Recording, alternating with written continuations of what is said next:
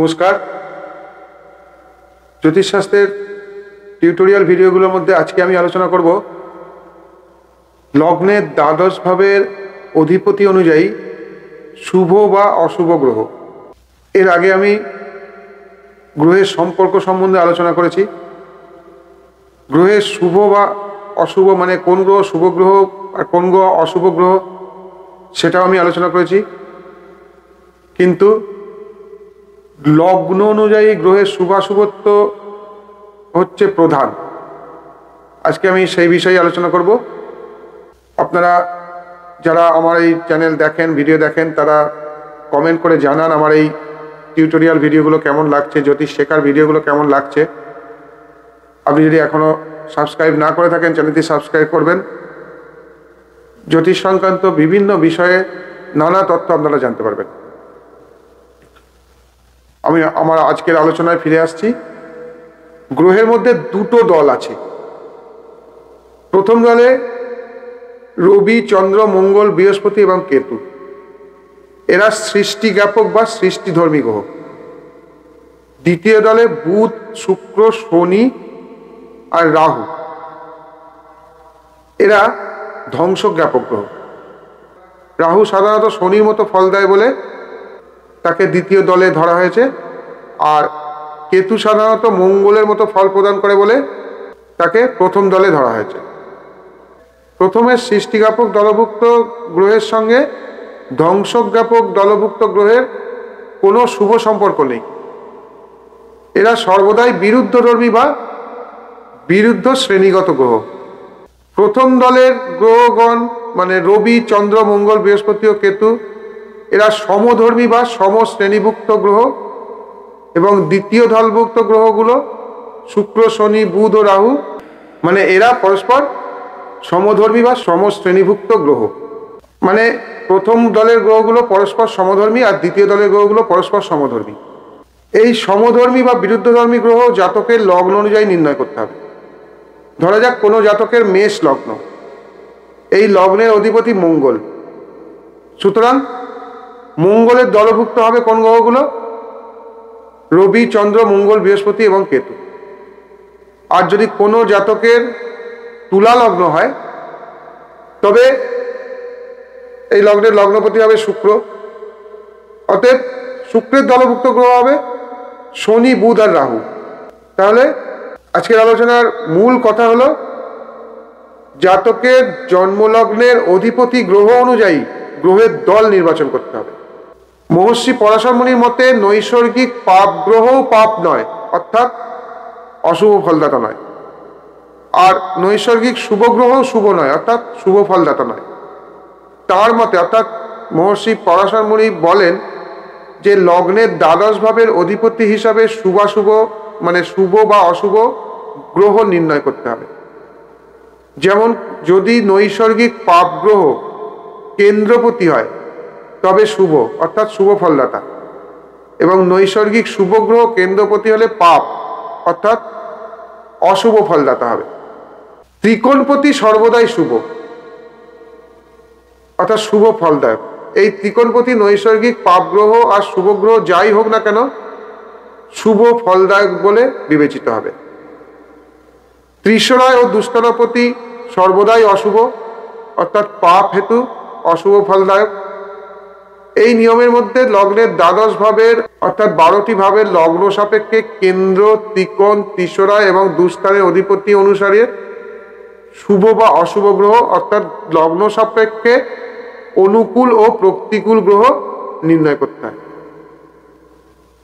এবার আমি মেষ থেকে মীন পর্যন্ত 12টা লগ্নের এই নিয়মেই মানে যে নিয়ম এতক্ষণ বললাম সেই নিয়মের মাধ্যমে অনুকূল আর প্রতিকূল গ্রহ অর্থাৎ শুভ আর অশুভ গ্রহ নির্ণয় করে দেখাচ্ছি, মানে আলোচনার মাধ্যমে আপনাদের শেখানোর চেষ্টা করছি। প্রথম হচ্ছে মেষ লগ্ন। মেষ লগ্নের লগ্নপতি আর অষ্টমপতি মঙ্গল। এই মঙ্গল লগ্নপতি হওয়ায় অষ্টমপতিত্ব দোষ থাকবে না, অতএব শুভ। দ্বিতীয় ও সপ্তমপতি শুক্র মারক। সমস্ত লগ্নের ক্ষেত্রেই দ্বিতীয় ও সপ্তম স্থান মারক স্থান, এটা মনে রাখতে হবে। আর এই মারক শব্দের অর্থ জাতক কখন মারা যাবে এর বাইরে কিছু নয়। ওই দ্বিতীয় ও সপ্তমপতির অবস্থান সম্পর্ক বলাবল ভালো হলে ওই দ্বিতীয় বা সপ্তমপতির দশায় জাতকের আয় উন্নতি বৃদ্ধি হবে, কিন্তু মৃত্যুর সম্ভাবনা বা মৃত্যুতুল্য শারীরিক ক্লেশে তিনি ভুগবেন। মেষ লগ্নের তৃতীয় আর ষষ্ঠপতি বুধ তিসরায় পতিত্ব দোষে দুষ্ট, তাই এটা অশুভ। চতুর্থপতি চন্দ্র যদি নৈসর্গিক পাপগ্রহ হয় তবে কেন্দ্রপতি হওয়ার জন্য শুভ হবে, আর যদি শুভ গ্রহ হয় তবে কেন্দ্রপতিত্ব দোষ হেতু অশুভ হবে। এই চন্দ্র যদি পাপ হয় আর যদি শুভ হয় এটা বলছি, তার কারণ হলো কোষ্ঠীর জাতকের যদি কৃষ্ণপক্ষের অষ্টমী তিথি থেকে শুক্লপক্ষের সপ্তমী তিথির মধ্যে জন্ম হয় তবে ওই চন্দ্র নৈসর্গিক পাপগ্রহ হবে, আর যদি শুক্লপক্ষের অষ্টমী তিথি থেকে কৃষ্ণপক্ষের সপ্তমী তিথির মধ্যে জন্ম হয় তবে ওই চন্দ্র নৈসর্গিক শুভ গ্রহ বলে বিবেচিত হবে। এটা আমি এর আগের ভিডিওতেও বলেছি, পাপগ্রহ আর শুভগ্রহ জ্ঞান যখন বলেছি তখন বলেছি। আর পঞ্চমপতি রবি ত্রিকোণপতি হয় শুভ। নবম ও দ্বাদশপতি বৃহস্পতি, এই বৃহস্পতি নবমপতি অর্থাৎ ত্রিকোণপতি হওয়ায় দ্বাদশপতিত্ব দোষ থাকবে না, অতএব শুভ। দশম আর একাদশপতি শনি, এই শনি পাপ গ্রহ অর্থাৎ কেন্দ্রপতি পাপ গ্রহ হলে শুভ হয়, এর আগে বললাম। তাই শনি পাপ গ্রহ হয় এবং কেন্দ্রপতি হয় শুভ নির্দেশ করলেও পুনরায় একাদশপতি অর্থাৎ তিসরায় পতিত্ব দোষ এবং লগ্নপতি মঙ্গলের বিরুদ্ধ ধর্মী বা বিরুদ্ধ শ্রেণীগত হয় অশুভ। তাহলে কি দাঁড়ালো? মেষ লগ্ন সাপেক্ষে দ্বাদশ ভাবের ভাবপতি হিসাবে শুভ গ্রহ অর্থাৎ অনুকূল গ্রহ হলো মঙ্গল, বৃহস্পতি, রবি এবং তিথি অনুযায়ী চন্দ্র, আর অন্যান্য গ্রহগণ পাপ অর্থাৎ প্রতিকূল গ্রহ বলে বিবেচিত হবে। এরপর বৃষলগ্ন, বৃষলগ্নের লগ্নপতি আর ষষ্ঠপতি শুক্র, এই শুক্র লগ্নপতি হওয়ায় ষষ্ঠপতিত্ব দোষ থাকবে না, অতএব শুক্র শুভ গ্রহ। দ্বিতীয় আর পঞ্চমপতি বুধ, এই বুধ পঞ্চমপতি অর্থাৎ ত্রিকোণপতি হওয়ায় শুভ, কিন্তু পুনরায় দ্বিতীয়পতি হয় মারকত্ব দোষ থাকবে। তৃতীয়পতি চন্দ্র তিসরায় পতি দোষ হেতু অশুভ। চতুর্থপতি রবি, এই চতুর্থ পাপগ্রহ হয় কেন্দ্রপতি হয় শুভ। সপ্তম এবং দ্বাদশপতি মঙ্গল মারক। অষ্টম এবং একাদশপতি বৃহস্পতি, এই বৃহস্পতি দুস্থানাধিপতি এবং তিসরাপতিত্ব দোষ হেতু অশুভ। নবম ও দশমপতি শনি, এই একই গ্রহ শনি কেন্দ্র ও ত্রিকোণপতি হয় অতিশয় শুভ অর্থাৎ রাজযোগের ফলদাতা। এখানে একটা বিষয় বলি, এই যে বুধ এখানে বলা হচ্ছে পঞ্চমপতি আবার দ্বিতীয়পতি, এক্ষেত্রে একটা সূক্ষ্ম নিয়ম আছে, দ্বিতীয়পতির ফলটা বেশি দেবে না পঞ্চমপতির ফল বেশি দেবে। এটা অনেক মনীষীর মতে দুটো ক্ষেত্রের মধ্যে যে ক্ষেত্রটা সেই গ্রহের মূল ত্রিকোণ স্থান সেই ভাবের ফলটা সেই গ্রহ বেশি দেয়। এই সম্বন্ধে আমি পরবর্তীকালে অ্যাডভান্স স্টেজে বিস্তারিত আলোচনা করব। তাহলে এখানে সিদ্ধান্ত কি হলো না, বিশ্বলগ্নের অনুকূল গ্রহ হচ্ছে বুধ, শুক্র, শনি আর রবি, অন্যান্য গ্রহগুলো প্রতিকূল গ্রহ। এবার আসছে মিথুন লগ্ন। মিথুন লগ্নের লগ্নপতি ও চতুর্থপতি বুধ লগ্নপতি হয় শুভ, দ্বিতীয়পতি চন্দ্র মারক, কিন্তু জ্যোতিষশাস্ত্র মতে রবি আর চন্দ্রের মারকত্ব দোষ নেই, যেহেতু রবি সৃষ্টিকর্তা, ব্রহ্মার চক্ষুর জ্যোতি হইতে উৎপন্ন এবং চন্দ্র উক্ত সৃষ্টিকর্তা ব্রহ্মার মন হইতে উৎপন্ন, তাই রবি ও চন্দ্রের মারকত্ব দোষ জ্যোতিষশাস্ত্রে ধরা হয় না। এছাড়া অন্য যে পঞ্চগ্রহ অর্থাৎ মঙ্গল, বুধ, বৃহস্পতি, শুক্র, শনি এরা পঞ্চভূতাত্মক, অর্থাৎ এই পাঁচটি ভূতাত্ত্বিক গ্রহের মারকত্ব দোষ শাস্ত্রে আছে। তবে বাস্তবে দেখা যায় রবি ও চন্দ্রের দশায় মানবের মৃত্যু ঘটে, তাই রবি ও চন্দ্রের মারকত্ব দোষ বলা হচ্ছে। তৃতীয়পতি রবি তিসরাপতিত্ব দোষ হিসাবে অশুভ। পঞ্চম ও দ্বাদশপতি শুক্র পঞ্চমপতি অর্থাৎ ত্রিকোণপতি হওয়ায় দ্বাদশপতিত্ব দোষ থাকবে না, অতএব শুক্র শুভ। ষষ্ঠ একাদশপতি মঙ্গল তিসরাপতিত্ব দোষ হেতু অশুভ। সপ্তম ও দশমপতি বৃহস্পতি, এই বৃহস্পতি নৈসর্গিক শুভ গ্রহ হয় কেন্দ্রপতিত্ব দোষে দুষ্ট, তাই অশুভ। অষ্টম ও নবমপতি শনি অশুভ, কারণ নবম ভাবকে লগ্ন কল্পনা করলে তার ব্যয়পতি শনি অর্থাৎ ভাগ্যভাবের ব্যয় বা হানি হেতু অশুভ। একমাত্র মিথুন লগ্নের পক্ষেই ত্রিকোণপতি হিসেবে শনি অশুভ হবে। অন্যান্য লগ্নের পক্ষে ত্রিকোণপতি অশুভ হবে না। তাহলে সিদ্ধান্ত দাঁড়ালো কি? মিথুন লগ্নের অনুকূল গ্রহ হলো বুধ আর শুক্র, আর বাদ বাকি সব গ্রহ প্রতিকূল। এবার আসছি কর্কট লগ্ন। কর্কট লগ্নের চন্দ্র লগ্নপতি হয় শুভ, দ্বিতীয়পতি রবি মারক, তৃতীয় দ্বাদশপতি বুধ ত্রিশরা দুস্থানপতিত্ব দোষের জন্য অশুভ, চতুর্থ একাদশপতি শুক্র, এই শুক্র নৈসর্গিক মানে প্রকৃতিগতভাবে শুভ হয় কেন্দ্রপতিত্ব দোষ, এবং পুনরায় একাদশপতিত্ব অর্থাৎ ত্রিশরায় পতিত্ব দোষ হেতু অতিশয় অশুভ। পঞ্চম আর দশমপতি মঙ্গল, এই মঙ্গল একই গ্রহ, কেন্দ্র ত্রিকোণপতি হয় অতিশয় শুভ অর্থাৎ রাজ্যকারক ফল দেয়। এই জন্য মঙ্গলকে, কর্কট লগ্নের মঙ্গলকে রাজ্যকারক বলা হয়। ষষ্ঠ ও নবমপতি বৃহস্পতি, এই বৃহস্পতি নবমপতি অর্থাৎ ত্রিকোণপতি হয়, ষষ্ঠপতিত্ব দোষ নেই। তবে বাস্তবে দেখা যায় ষষ্ঠভাবে যেসব কারকতা মানে রোগ ভোগ থাকে বৃহস্পতির দশায়, কিন্তু এখানে কর্কট লগ্নের বৃহস্পতিকে অবশ্যই শুভ বলেই ধরা হয়। আর সপ্তম আর অষ্টমপতি শনি অশুভ, সপ্তমপতি হিসাবে মারক আর অষ্টমপতিত্ব হিসাবে দুস্থানাপতি। তাহলে দাঁড়ালো কর্কট লগ্নের অনুকূল গ্রহ হচ্ছে চন্দ্র মঙ্গল বৃহস্পতি, আর অন্যান্য সব গ্রহ প্রতিকূল। এবার আসছে সিংহ লগ্ন। সিংহ লগ্নের রবি লগ্নপতি হয় শুভ, দ্বিতীয় একাদশপতি বুধ মারক তাই অশুভ, তৃতীয় দশমপতি শুক্র, এই শুক্র তৃতীয়পতি অর্থাৎ ত্রিশরায় পতিত্ব দোষ হেতু অশুভ। আবার নৈসর্গিক শুভ গ্রহ হয় দশমপতি অর্থাৎ কেন্দ্রপতিত্ব দোষ হেতু অতিশয় অশুভ। চতুর্থ নবমপতি মঙ্গল, কর্কট লগ্নের মতো এখানেও মঙ্গল কেন্দ্রপতি এবং ত্রিকোণপতি, তাই জন্য এই মঙ্গল হলো অতিশয় শুভ অর্থাৎ রাজ্যক ফলপ্রদ। পঞ্চম ও অষ্টমপতি বৃহস্পতি, এই বৃহস্পতি পঞ্চমপতি অর্থাৎ ত্রিকোণপতি হয়, অষ্টমপতিত্ব দোষ থাকবে না অতএব শুভ। ষষ্ঠ সপ্তমপতি শনি মারক অর্থাৎ অশুভ, দ্বাদশপতি চন্দ্র দুস্থানাপতিত্ব দোষ হেতু অশুভ। তাহলে সিংহ লগ্নের ক্ষেত্রে কি দাঁড়ালো? সিংহ লগ্নের অনুকূল গ্রহ রবি মঙ্গল আর বৃহস্পতি, আর অন্যান্য গ্রহ প্রতিকূল গ্রহ। এবার আসছি কন্যা লগ্নের কথা।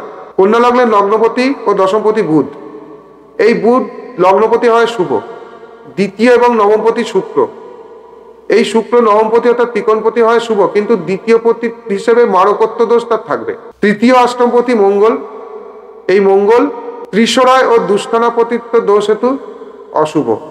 চতুর্থ আর দশমপতি বৃহস্পতি, এই বৃহস্পতি নৈসর্গিক শুভ গ্রহ মানে স্বাভাবিক বা প্রকৃতিগত দিক দিয়ে শুভ গ্রহ হওয়ায় কেন্দ্রপতিত্ব দোষ হেতু অশুভ। পঞ্চম ও ষষ্ঠপতি শনি, এই শনি পঞ্চমপতি অর্থাৎ ত্রিকোণপতি হয়, ষষ্ঠপতিত্ব দোষ থাকবে না অতএব শনি শুভ। একাদশপতি চন্দ্র ত্রিশরায় পতিত্ব দোষ হেতু অশুভ। দ্বাদশপতি রবি দুস্থানাধিপতিত্ব দোষ হেতু অশুভ। তাহলে কন্যা লগ্নের ক্ষেত্রে দাঁড়ালো কন্যা লগ্নের অনুকূল গ্রহ হচ্ছে বুধ শুক্র আর শনি, আর অন্যান্য সমস্ত গ্রহ প্রতিকূল গ্রহ। এবার আসছি তুলা লগ্নে। তুলা লগ্নের লগ্নপতি আর অষ্টমপতি হচ্ছে শুক্র, এই শুক্র লগ্নপতি হয়, অষ্টমপতিত্ব দোষ নেই অতএব শুক্র শুভ গ্রহ। দ্বিতীয় সপ্তমপতি মঙ্গল মারক, তৃতীয় ষষ্ঠপতি বৃহস্পতি ত্রিশরায় পতিত্ব দোষ হেতু অশুভ। চতুর্থ পঞ্চমপতি শনি, এই শনি একই গ্রহ, কেন্দ্রপতি আর ত্রিকোণপতি হয় অতিশয় শুভ অর্থাৎ রাজ্যকারক ফল দেয়।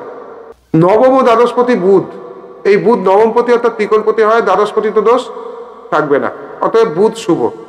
দশমপতি চন্দ্র যদি নৈসর্গিক পাপ গ্রহ হয় মানে তিথি অনুযায়ী, তাহলে কেন্দ্রপতি হিসাবে শুভ, আর যদি শুভ গ্রহ হয় তাহলে কেন্দ্রপতিত্ব দোষ হেতু অশুভ। একাদশপতি রবি ত্রিশরায় পতিত্ব দোষ হেতু অশুভ। তুলা লগ্নের অনুকূল গ্রহ তাহলে দাঁড়ালো কে কে না শুক্র শনি আর বুধ, এবং তিথি অনুযায়ী চন্দ্র, যদি তিথি অনুযায়ী পাপ হয় তাহলে চন্দ্র অনুকূল গ্রহ, যদি শুভ গ্রহ হয় তাহলে প্রতিকূল গ্রহ। এছাড়া বাদ বাকি সমস্ত গ্রহ প্রতিকূল গ্রহ। এবার আসছি বৃশ্চিক লগ্ন। বৃশ্চিক লগ্নের লগ্নপতি আর ষষ্ঠপতি মঙ্গল, এই মঙ্গল লগ্নপতি হওয়ায় ষষ্ঠপতিত্ব দোষ থাকবে না অতএব মঙ্গল শুভ। দ্বিতীয় আর পঞ্চমপতি বৃহস্পতি, এখানে বৃহস্পতি পঞ্চমপতি অর্থাৎ ত্রিকোণপতি তাই জন্য শুভ, কিন্তু দ্বিতীয় পতি হিসেবে মারকত্ব দোষ থাকবে। তৃতীয় আর চতুর্থপতি শনি, এই শনি চতুর্থপতি অর্থাৎ পাপ গ্রহ হয়ে কেন্দ্রপতি হয় শুভ, কিন্তু তাহলেও আবার তৃতীয়পতি অর্থাৎ তিসরাপতিত্ব দোষ আছে এবং লগ্নপতি মঙ্গলের বিরুদ্ধ শ্রেণীগত হয়, এটা মানে শনি অশুভ হবে। সপ্তম ও দ্বাদশপতি শুক্র অশুভ, সপ্তমপতি হিসেবে মারক, আবার দ্বাদশপতি হিসেবে দুস্থানাধিপতি, তাই অশুভ। অষ্টম ও একাদশপতি বুধ, এই বুধ তিসরাপতি আবার দুস্থানাধিপতি হচ্ছে, তাই জন্য অশুভ। নবমপতি চন্দ্র ত্রিকোণপতি হয় শুভ। দশমপতি রবি নৈসর্গিক পাপ গ্রহ, কেন্দ্রপতি হয় শুভ। তাহলে দাঁড়ালো বৃশ্চিক লগ্নের অনুকূল গ্রহ রবি, চন্দ্র, মঙ্গল, বৃহস্পতি, আর বাদ বাকি সব গ্রহ প্রতিকূল গ্রহ। এবার আসছি ধনুলগ্ন। ধনুলগ্নের লগ্নপতি আর চতুর্থপতি বৃহস্পতি। এই বৃহস্পতি নৈসর্গিক শুভ গ্রহ হয়, চতুর্থপতি অর্থাৎ কেন্দ্রপতিত্ব দোষ হেতু অশুভ। তবে বাস্তবে লগ্নপতি সাধারণত অশুভ ফলদায়ক হয় না। দ্বিতীয় এবং তৃতীয়পতি শনি মারক। পঞ্চম এবং দ্বাদশপতি মঙ্গল, এই মঙ্গল পঞ্চমপতি অর্থাৎ ত্রিকোণপতি হয়, দ্বাদশপতিত্ব দোষ থাকবে না, অতএব মঙ্গল শুভ। ষষ্ঠ এবং একাদশপতি শুক্র, তিসরাপতিত্ব দোষ হেতু শুক্র অশুভ। সপ্তম এবং দশমপতি বুধ, এই বুধ যদি নৈসর্গিক শুভ হয়, অর্থাৎ বিচার্য কোষ্ঠীর জাতকের বুধ যদি পাপ গ্রহ দ্বারা যুক্ত হয় তবে নৈসর্গিক পাপ গ্রহ বলে বিবেচিত হবে, আর যদি শুভ গ্রহ দ্বারা যুক্ত হয় বা দৃষ্ট হয় তাহলে শুভ গ্রহ বলে বিবেচিত হবে। তা সপ্তম দশমপতি হয়ে যদি শুভ গ্রহ হয় তবে কেন্দ্রপতিত্ব দোষ হেতু অশুভ হবে। আবার বুধ যদি নৈসর্গিক পাপ গ্রহ হয় তবে কেন্দ্রপতিত্ব দোষ হেতু শুভ গ্রহ ধরা হবে। এটাই হচ্ছে জ্যোতিষশাস্ত্রের নিয়ম। তবে সপ্তমপতি হিসাবে মারকত্ব দোষ থাকবে। অষ্টমপতি চন্দ্র দুস্থানাধিপতি হিসেবে অশুভ, কিন্তু এর আগে বললাম আমি যে জ্যোতিষশাস্ত্রতে রবি আর চন্দ্রের অষ্টমপতিত্ব দোষ ধরা হয় না বা নেই বলে বলা হয়, কিন্তু বাস্তবে ধরা উচিত, অভিজ্ঞতা বলছে, এবং বিভিন্ন বিদগ্ধ মনীষীদের অভিজ্ঞতা বলছে। তাহলে দাঁড়ালো সিদ্ধান্ত কি না, ধনু লগ্নের অনুকূল গ্রহ রবি, মঙ্গল এবং ক্ষেত্র বিশেষে বুধ, আর অন্যান্য গ্রহ প্রতিকূল। এবার আসছি মকর লগ্নে। মকর লগ্নের লগ্নপতি আর দ্বিতীয়পতি শনি। শনি লগ্নপতি হয় শুভ, কিন্তু এই শনি যদি লগ্নের দ্বিতীয় বা সপ্তমে অবস্থান করে তবে মারক হবে, না হলে মারক হবে না, এটাই এরকমই শাস্ত্রে আছে। অথবা দ্বিতীয় বা সপ্তমে অবস্থান করে যদি ত্রিশরায় বা দুস্থানাধিপতি বা সপ্তমপতির সঙ্গে সম্পর্ক করে তবে মারক হবে, অনেকগুলো কন্ডিশন আছে। তৃতীয় দ্বাদশপতি বৃহস্পতি ত্রিশরায় আর দুস্থানাপতিত্ব হিসাবে অশুভ। চতুর্থ আর একাদশপতি মঙ্গল, এই মঙ্গল পাপ গ্রহ হেতু চতুর্থপতি অর্থাৎ কেন্দ্রপতি আর শুভ নির্দেশ করলেও আবার একাদশপতি হয়, তিসরাপতিত্ব দোষ, এবং লগ্নপতি শনির বিরুদ্ধ শ্রেণীগত হয়, অশুভ গ্রহ। পঞ্চম আর দশমপতি শুক্র, এই একই গ্রহ কেন্দ্র আর ত্রিকোণপতি, আবার দেখা যাচ্ছে হচ্ছে পঞ্চম আর দশমপতি শুক্র, তাই কেন্দ্র আর কোণপতি একই গ্রহ হয়, অতিশয় শুভ অর্থাৎ রাজযোগকারক ফলপ্রদ, রাজযোগের মতো ফল দেয়। ষষ্ঠ আর নবমপতি বুধ, এখানে বুধ নবমপতি অর্থাৎ ত্রিকোণপতি হয়, ষষ্ঠপতিত্ব দোষ নেই, অতএব বুধ শুভ। সপ্তমপতি চন্দ্র মারক, অষ্টমপতি রবি দুস্থানাধিপতি হিসেবে অশুভ। তাহলে এখানে কি দাঁড়ালো, মকর লগ্নে অনুকূল গ্রহ হচ্ছে শনি, বুধ আর শুক্র, আর বাদ বাকি সমস্ত গ্রহ প্রতিকূল গ্রহ। এবার আসছে কুম্ভ লগ্ন। কুম্ভ লগ্নের লগ্নপতি ও দ্বাদশপতি শনি, এই শনি লগ্নপতি হয়, দ্বাদশপতিত্ব দোষ থাকবে না, অতএব শনি শুভ। দ্বিতীয় একাদশপতি বৃহস্পতি মারক। তৃতীয় দশমপতি মঙ্গল, এই মঙ্গল নৈসর্গিক পাপগ্রহ হয়ে দশমপতি হওয়ায় কেন্দ্রপতি হয়েছে, তার মানে সেটা শুভ নির্দেশ করছে, কিন্তু তাহলেও তৃতীয়পতি অর্থাৎ তিসরাপতিত্ব দোষ রয়েছে এবং লগ্নপতি শনির বিরুদ্ধ শ্রেণীগত গ্রহ, তাই জন্যে মঙ্গল অশুভ। চতুর্থ এবং নবমপতি শুক্র, এখানেও সেই মকর লগ্নে যেমন কুম্ভ লগ্নে তেমনি শুক্র কেন্দ্র এবং ত্রিকোণপতি, চতুর্থ এবং নবমপতি এখানে, তাহলে একই গ্রহ ত্রিকোণপতি আর কেন্দ্রপতি হলে সেই গ্রহ খুবই শুভ ফল দেয় বা অতিশয় অনুকূল গ্রহ বা রাজযোগ ফলপ্রদ বলা হয়। মকর লগ্ন আর কুম্ভ লগ্নের শুক্রকে রাজযোগকারক বলা হয়। পঞ্চমপতি এবং অষ্টমপতি বুধ। পঞ্চমপতি অর্থাৎ ত্রিকোণপতি হওয়ায় অষ্টমপতিত দোষ থাকবে না বুধের, অতএব বুধ শুভ। ষষ্ঠপতি চন্দ্র তিসরায় বা দুস্থানাপতিত্ব দোষ হেতু অশুভ। তাহলে দাঁড়ালো কি, কুম্ভ লগ্নের অনুকূল গ্রহ শনি, বুধ আর শুক্র, আর অন্যান্য গ্রহ প্রতিকূল গ্রহ। এবার আসছি মীন লগ্নে। মীন লগ্নের লগ্নপতি আর দশমপতি বৃহস্পতি। এই বৃহস্পতি নৈসর্গিক শুভ গ্রহ হয়ে দশমপতি হয় কেন্দ্রপতিত্ব দোষ অতি অশুভ। তবে সাধারণত আমরা অভিজ্ঞতা দেখেছি যে লগ্নপতি কখনো অশুভ হয় না। দ্বিতীয় এবং নবমপতি মঙ্গল। মঙ্গল নবমপতি অর্থাৎ ত্রিকোণপতি হয় শুভ, কিন্তু দ্বিতীয় পতি হিসাবে মারকত্ব দোষ থাকবে। তৃতীয় ও অষ্টমপতি শুক্র, তাহলে শুক্র তিসরায়পতি আবার অষ্টমপতি, তাহলে এই দুটো দোষ হেতু সেটা অশুভ। চতুর্থ আর সপ্তমপতি বুধ। বুধ যদি নৈসর্গিক পাপ গ্রহ হয় তবে শুভ, আর যদি নৈসর্গিক শুভ গ্রহ হয় তাহলে অশুভ। বুধ কখন নৈসর্গিক শুভ হয়, কখন নৈসর্গিক পাপ হয়, যেটা আগেই বলেছি। এছাড়া ওই বুধের সপ্তমপতি হিসাবে মারকত্ব দোষ থাকবে, শুধু কেন্দ্রপতিত্ব দোষ নয়, মারকত্ব দোষ থাকবে। পঞ্চমপতি চন্দ্র ত্রিকোণপতি হয় শুভ। ষষ্ঠপতি রবি, এই রবি তিসরায় বা দুস্থানাপতিত্ব দোষ হিসাবে অশুভ। একাদশ ও দ্বাদশপতি শনি, শনি তিসরায় এবং দুস্থানাপতিত্ব দোষ হেতু অশুভ। তাহলে এখানে দাঁড়ালো মীন লগ্নের অনুকূল গ্রহ চন্দ্র, মঙ্গল আর ক্ষেত্র বিশেষে বুধ। তবে আমরা বিচারকালে অভিজ্ঞতা দেখেছি বৃহস্পতিকেও শুভ গ্রহের দলে রাখা যায় মীন লগ্নের ক্ষেত্রে। জাতচক্র বিচারের প্রথমে লগ্ন সাপেক্ষে অনুকূল আর প্রতিকূল গ্রহ নির্বাচন করতে হবে, যেরকম ভাবে বললাম এইভাবে। অনুকূল গ্রহ জাতকের পক্ষে শুভ ফলদায়ক আর প্রতিকূল গ্রহ জাতকের পক্ষে অশুভ ফলদায়ক। তবে শর্ত এই যে জাতকের অনুকূল গ্রহগণ যদি জাতচক্রে বলহীন হয় তবে জাতকের পক্ষে বিশেষ শুভ ফলদায়ক হবে না, এবং প্রতিকূল গ্রহগণ যদি জাতচক্রে শুভভাবে অবস্থান ও শুভ সম্পর্কে আবদ্ধ হয়ে বলশালী হয় তবে অশুভ ফলের হ্রাসপ্রাপ্ত ঘটবে এবং শুভ ফলদায়ক হবে। এছাড়া জাতকের জীবনে অনুকূল ও প্রতিকূল গ্রহগণের দশা অনুযায়ী সম্পর্ক, অবস্থান ও বলাবল ভেদে শুভ কর্মের মানে শুভ ফলের উৎকর্ষতা এবং অপকর্ষতা নিজেকে জাজ করে নিতে হবে, ধরে নিতে হবে, এই সমস্ত কিছু বিচার করে।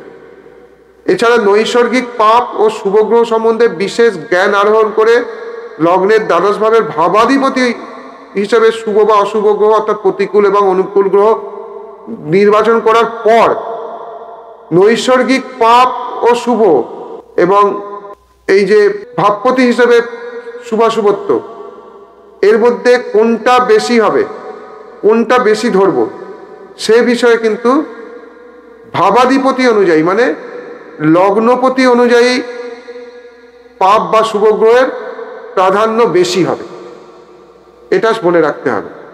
শনি পাপ গ্রহ, এমনি নর্মাল আমরা দেখেছি শনি, রাহু এগুলো পাপ গ্রহ, কিন্তু তুলা লগ্ন, বৃষ লগ্নের ক্ষেত্রে শনি রাজযোগকারক ফল দেয়।